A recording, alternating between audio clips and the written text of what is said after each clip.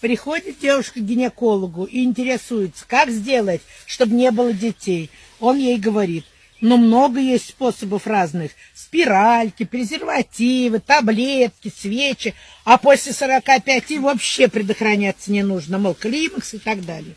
Проходит время, однажды в кабинет к этому врачу вваливается эта женщина с кучей ребятишек.